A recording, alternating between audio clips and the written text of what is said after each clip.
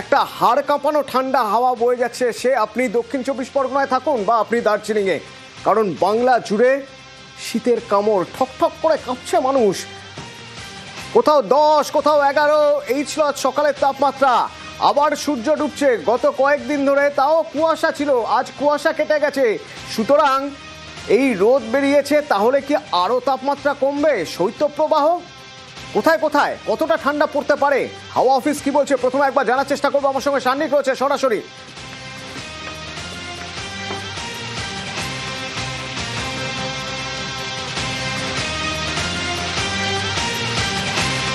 সান্নিক, কি বলছে হাওয়া অফিস?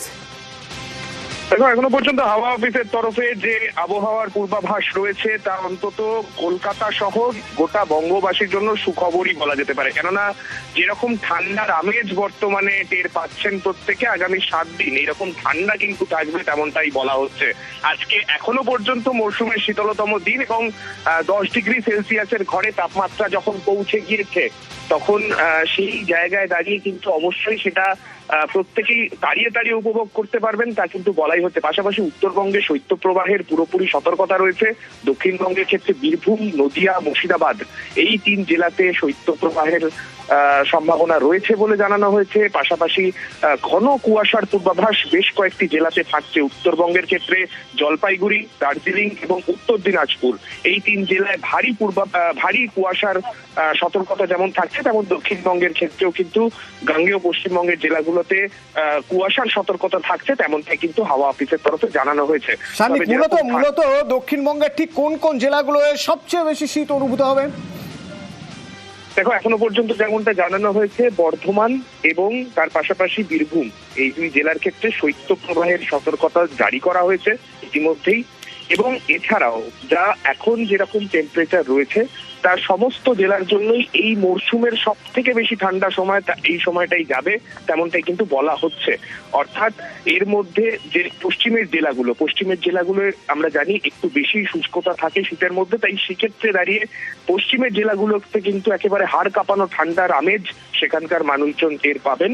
এবং তার পাশাপাশি দক্ষিণবঙ্গের যে গাঙ্গেয় পশ্চিমবঙ্গের জেলাগুলোতে সেগুলো একটু আর্দ্রতা থাকার কারণে সেখানে কুয়াশার একটা সম্ভাবনা কিন্তু সকালের দিকে, এবং বেলা বাড়ার সঙ্গে সঙ্গে সেটা পরিষ্কার হবে, তেমনটাই কিন্তু হাওয়া অফিস জানিয়েছে।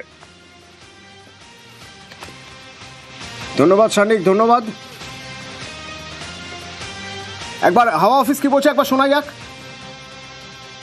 গত 4-5 বছরের তুলনায় এটাই কম আছে এবং শৈত্যপ্রবাহ 1-2 জেলাতে হতে পারে, মূলত বীরভূম এবং বর্ধমান জেলাতে। বাকি জেলাগুলোতে দিনের তাপমাত্রা যেহেতু কম আছে এবং রাতের তাপমাত্রাও 10-এর কম কয়েক জায়গায় রয়েছে, অনেক জায়গাতেই রয়েছে, সেই সব জায়গাতে শীতল দিন হিসাবে হওয়ার সম্ভাবনা রয়েছে।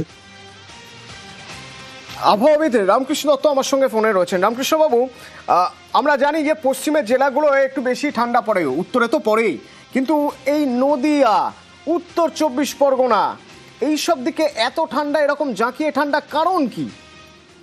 এটার কারণ মোটামুটি ভাবে 5টি। 1 নম্বর হচ্ছে পশ্চিমী ঝঞ্ঝা, যেটা সাধারণত এই সময় হয় সেটা একবারের জন্য ব্যাপকভাবে হয়নি, যে কারণে ওই পশ্চিমী ঝঞ্ঝার কারণে যে ময়েশ্চার চলে আসে সেটা আসতে পারেনি। 2 নম্বর হচ্ছে ওই ধরুন ব্রহ্মপুত্র নদীর ওপর থেকে প্রচুর পরিমাণে ঠান্ডা হাওয়া আসছে, এর কারণ হিসাবে ব্রহ্মপুত্র নদী দিয়ে বোধহয় কোনো কারণে জল কম আসছে, সেই কারণেই ওখানে ময়েশ্চারের অভাব হচ্ছে আর প্রচুর ঠান্ডা হাওয়া চলে আসছে। 3 নম্বর হচ্ছে ওই রেডিয়েশনটি বেলুন ছেড়ে যেটা দেখা যাচ্ছে, যেটা দমদম এয়ারপোর্ট বা প্রত্যেকটি বড় মেট্রোলজিক্যাল অফিস থেকেই এই রেডিয়েশনটি বেলুন ছাড়ে, তাতে দেখা যাচ্ছে সম্পূর্ণ আকাশের উপর দিকটাতে মানে একেবারেই 500 মিটার থেকে ধরতে গেলে একেবারে 14-15 কিলোমিটার পর্যন্ত উত্তরে হাওয়া অথবা উত্তর পশ্চিম হাওয়া আসছে। এটা একটা বড় ইম্প্যাক্ট দেয়। চতুর্থ হচ্ছে এই যে রেডিয়েশনটি বেলুন ছাড়ে, তাতে ওরা সবসময় মাপে যে কোনো ঝড় ঝঞ্ঝা হওয়ার প্রবণতা আছে কিনা, কারণ এই বেলুনটা শুধু হাওয়া মাপার জন্যই না, অনেক কিছু ক্যালকুলেশন করা যায়। সেই ক্যালকুলেশনে এরা দেখতে পাচ্ছে যে কনভেক্টিভ অ্যাভেইলেবল পোটেনশিয়াল এনার্জি বলে একটা উৎপাদক আছে, সেটার পরিমাণ একেবারেই জিরো। মানে ঝড় ঝঞ্ঝা তো হবেই না, মানে ময়েশ্চার বলতে কুয়াশাও খুব একটা হবে না। এটা কিন্তু আজকে দুপুর পর্যন্ত বলছি, গত 4-5 দিন থেকে আজকে দুপুর পর্যন্ত। আর ঠান্ডা চলবে কতদিন?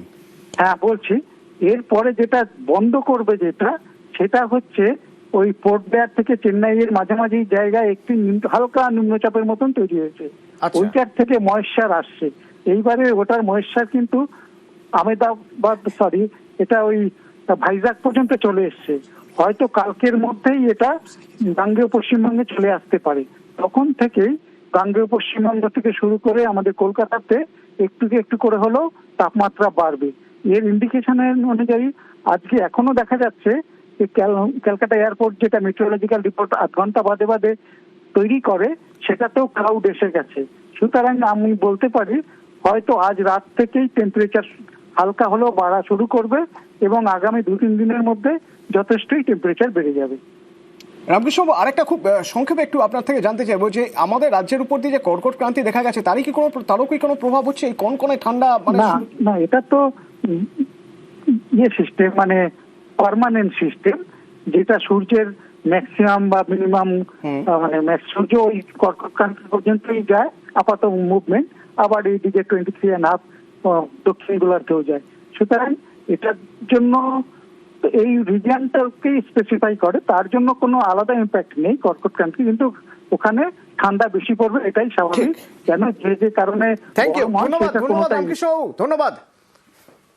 পশ্চিমের জেলাগুলোয় ঠান্ডা বেশি পড়ে, ড্রাই ওয়েদার, প্রচন্ড ঠান্ডা, কিন্তু নদিয়া, উত্তর 24 পরগনা, বীরভূমেও ঠান্ডা পড়ে, কিন্তু এরকম ঠান্ডা এবার তো একেবারে হাড় কাঁপানো ঠান্ডা। বাঁকুড়া,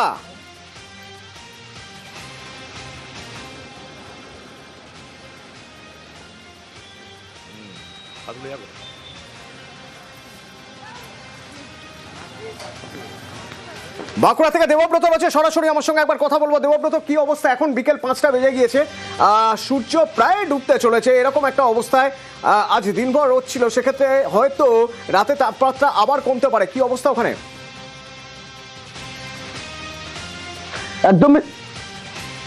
একদমই দেখো, সারা দিনই কিন্তু গা থেকে ভারী পোশাক নামানো যায়নি। চলতি মরশুমের আজ সর্বনিম্ন তাপমাত্রা 7.8 ডিগ্রি সেলসিয়াস। বাঁকুড়া জেলার আজ সর্বনিম্ন তাপমাত্রা। এখনো প্রচুর পরিমাণে ঠান্ডা রয়েছে। সকালবেলা রীতিমতো বাইরে বেরোনো একেবারেই দুষ্কর হয়ে উঠেছিল, কারণ দিনের বেলায় সূর্য উঠলেও মিষ্টি রোদ থাকলেও ভারী পোশাক পরতে হয়েছে।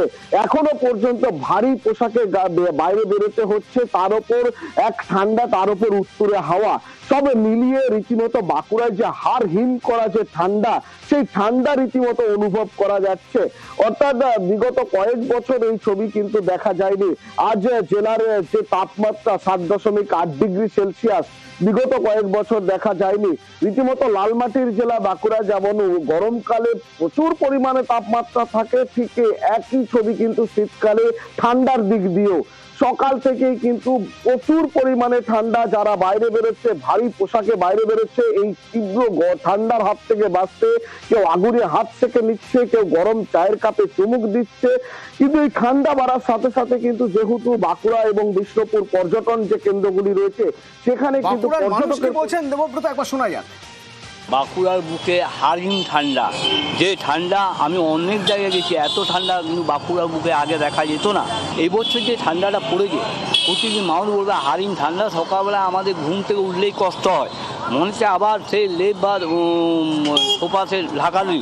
সকালবেলায় আমি আগে স্নান করতাম, কিন্তু স্নান করতে আর মনই যাচ্ছে না, মনে হচ্ছে হাড়হিম জলটা হাত দিলে মনে স্টার্ট করে লাগছে, এত ঠান্ডা। এবার একবার বীরভূমের ছবি দেখে নেওয়া যাক। ইন্দ্রজিৎ রয়েছে সরাসরি আমার সঙ্গে। ইন্দ্রজিৎ, বোলপুর কিছুটা হলে হয়তো রাজনীতির উত্তাপে গরম, কিন্তু কনকনে ভাবটা ভর দুপুরেও রয়ে গিয়েছিল আজ। আমি দেখেছি মানে যত ফুটেজ আসছে, প্রত্যেকটা ফুটেজেই ভারী শীতের জামা কাপড় পরেও ভর দুপুরে লোকজন ঘুরে বেড়াচ্ছে। কি অবস্থা ওখানে?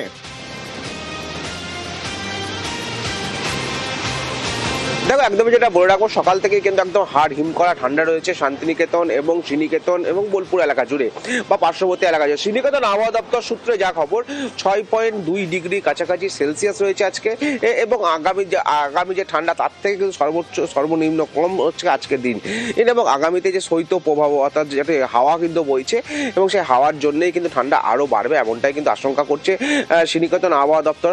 আর এবং সেখান থেকেও কিন্তু বেশ কিছু যারা বয়স্ক মানুষ তাদেরকে রাস্তাঘাটে বেরোনোর থেকে বা যে শীতের হাওয়া সেখান থেকে কিন্তু তাদেরকে সরে থাকার কথা বলা হচ্ছে, ভারী পোশাক পরার কথা বলা হচ্ছে। পাশাপাশি যেটা বলে রাখবো, যে মোড়, রাস্তার যে মোড়, সেই মোড়ে মোড়ে কিন্তু দেখা যাচ্ছে আগুন জ্বালিয়ে শরীর গরম করে নিচ্ছে সাধারণ বাসিন্দারা।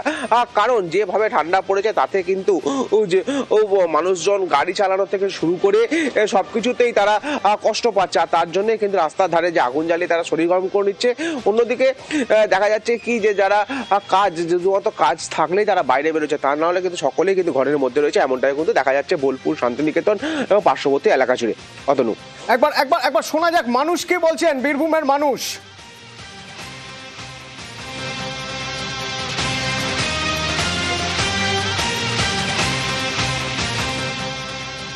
শীতের সকাল, বেশ আনন্দ উপভোগ করছি, আমেজ পাচ্ছি ভালোই। হ্যাঁ, তা একটু কষ্ট হচ্ছে গাড়ি চালাতে অসুবিধা হচ্ছে, কুয়াশা তো, লাইট জ্বালিয়ে গাড়ি চালাতে হচ্ছে। এইবারে শীতে কি আজকেই মনে হচ্ছে বেশি? হ্যাঁ, কালকের তুলনায় আজকে মনে হচ্ছে যেন বেশি। ঠান্ডাটা অতিরিক্ত বেশি আছে আজকে। বেশি আছে। হ্যাঁ, এই ঠান্ডা থেকে বাঁচার জন্য কি করছেন? এই যে সব আগুন ধরিয়েছি। হ্যাঁ, আগুন ভাবছি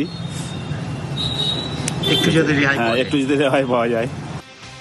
এবার নদিয়া, আমার সঙ্গে রঞ্জিত রয়েছে সরাসরি। রঞ্জিত, নদিয়ায় শেষ কবে এরকম ঠান্ডা পড়েছিল, কি মনে হয় কল্যাণীতে শেষ কবে এতটা ঠান্ডা পড়েছিল মনে পড়ছে? দেখো গত কয়েকদিন ধরেই কিন্তু তাপমাত্রা ক্রমশ নামছিল, কিন্তু আজ একেবারে রেকর্ড বলা যেতে পারে। কারণ কালিম্পংয়ে 9 ডিগ্রি তাপমাত্রা, তবে সেখানে কল্যাণীতে 7 ডিগ্রি, একেবারে রেকর্ড। এখানে স্থানীয় বাসিন্দারা অনেকেই মনে করতে পারছেন না যে একবার শেষ কবে এরকম ঠান্ডা পড়েছিল। তবে 7 ডিগ্রি তাপমাত্রা একেবারে যুবতু বলা যেতে পারে। শহরে যে সমস্ত জনবহুল জায়গা রয়েছে সেখানে কিন্তু সকাল থেকে একেবারে লোকসংখ্যা অনেকটাই কম অন্যান্য দিনের তুলনায়, এবং সকাল বা সন্ধ্যা একেবারে মেলানো খুব মুশকিল রয়েছে। কারণ সারাদিনই একদম কুয়াশা রয়েছে, মেঘ রয়েছে, তার সাথে কনকনে ঠান্ডা রয়েছে, হিমেল হাওয়া বইছে। এবং সাধারণ মানুষ যারা, তাদের যে অভিজ্ঞতা, তারা কিন্তু বলতে পারছে না শেষ কবে এরকম ঠান্ডা কল্যাণী শহরের মুখে পড়েছে। তবে শুধু কল্যাণী নয়, কল্যাণী পার্শ্ববর্তী বিভিন্ন জায়গাতে একই রকম কিন্তু আবহাওয়া রয়েছে, এবং নদিয়া জেলা জুড়ে ক্রমশ তাপমাত্রা নামছে। এবং সব থেকে বড় বিষয় হচ্ছে কল্যাণীর 7 ডিগ্রি যে তাপমাত্রা, সেটা নিয়ে কিন্তু মানুষ কৌতূহল হয়েছে। তবে কষ্ট হলেও তারা কিন্তু পাহাড়ের যে শীত, সেই শীতের কিন্তু শীত কিন্তু উপভোগ করছে। একেবারে সকাল থেকে মেঘাচ্ছন্ন আকাশ, বিভিন্ন জায়গাতে দেখা যাচ্ছে আগুন পোড়ার ছবি পর্যন্ত উঠে এসছে। তো কুয়াশা এখন কিন্তু সন্ধ্যা হতে চললো, এখন পরিস্থিতি আরো খারাপ বলা যেতে পারে। মানুষ কি বলছেন শুনি একবার। না, এরকম ঠান্ডা এখন বর্তমানে অনেক বছর ধরে তো এরকম ঠান্ডা হয়নি। অনেক ঠান্ডা, খুব ঠান্ডা। ঠান্ডায় তো কষ্ট হবেই, উপভোগ করার জায়গাগুলো করছি, কিন্তু যেগুলো প্রবলেম সেগুলো তো হচ্ছে ঠান্ডার জন্য। এত ঠান্ডা তো অভ্যস্ত নয় আমাদের শরীর, এটার জন্য তো সমস্যা তো হচ্ছে।